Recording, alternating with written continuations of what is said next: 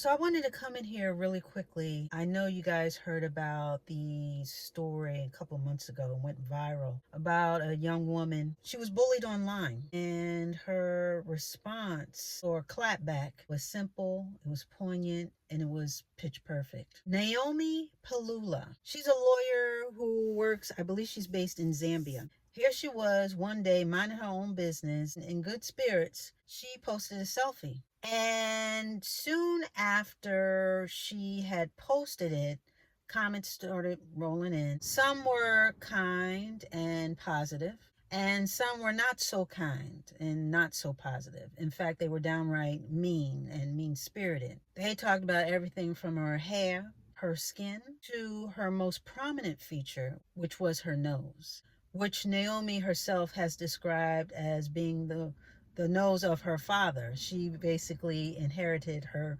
father's broad nose, and she wears it very proudly. So with that being said, with the comments rolling in, first she was taken aback at how mean people could be. People were talking about how she should get rhinoplasty to improve her appearance, as well as just calling her downright ugly because of it.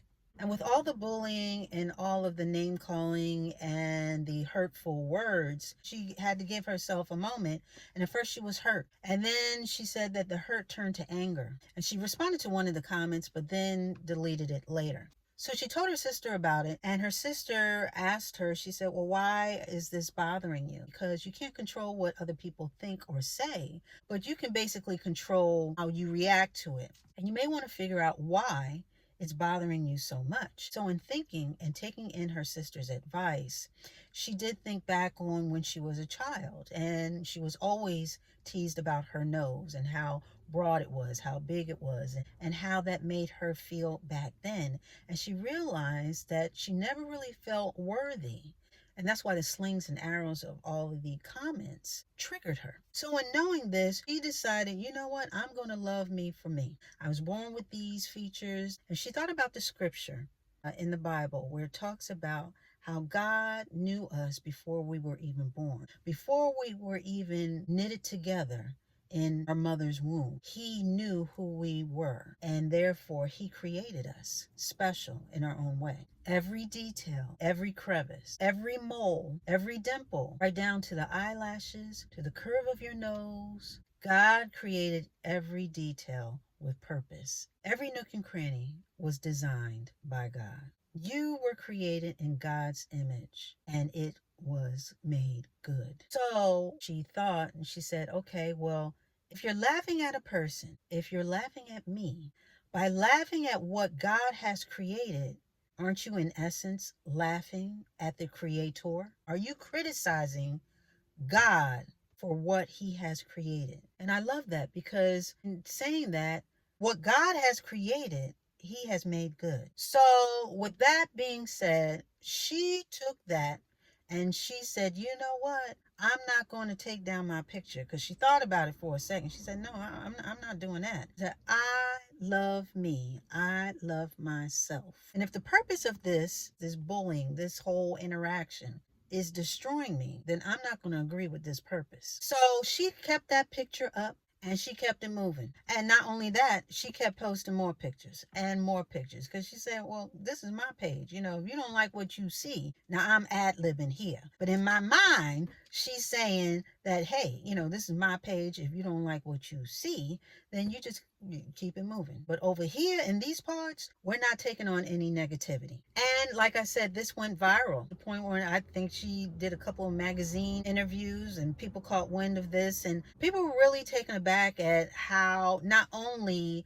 badly she was treated online, the comments and all like that, but also they were tickled and very encouraged by her stance and not letting the bullying not only get her down, but keep her down. She told one magazine, I think it was People magazine, she said, I know that I'm not an aesthetically beautiful person, and that's okay.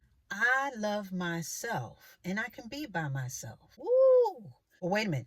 There's more. She said, and with that is a certain level of beauty, because there is a light that everyone has, and that deserves to shine. Pitch perfect. Pitch perfect. And it just goes to show you that, a lot of people got a lot of opinions about your life. And there's always going to be someone somewhere that thinks you're not good enough, not smart enough, not pretty enough. But that's why you need to know who you are and love who you are no matter what. And like I always say, once you know who you are, really know who you are and what you are, nobody can tell you what you're not.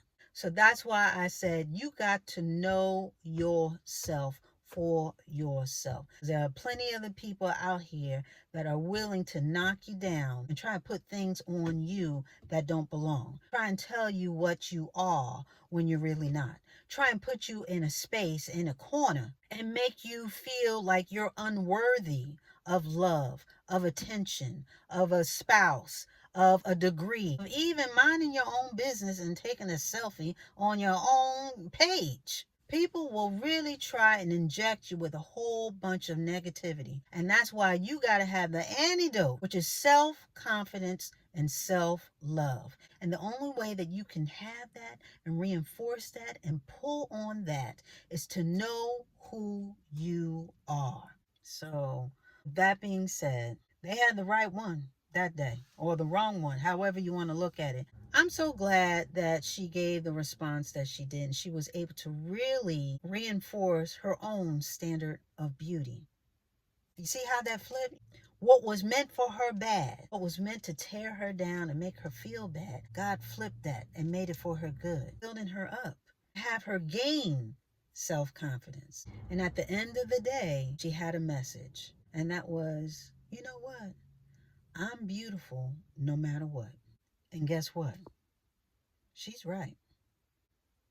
And with that, we are going to put a button on it.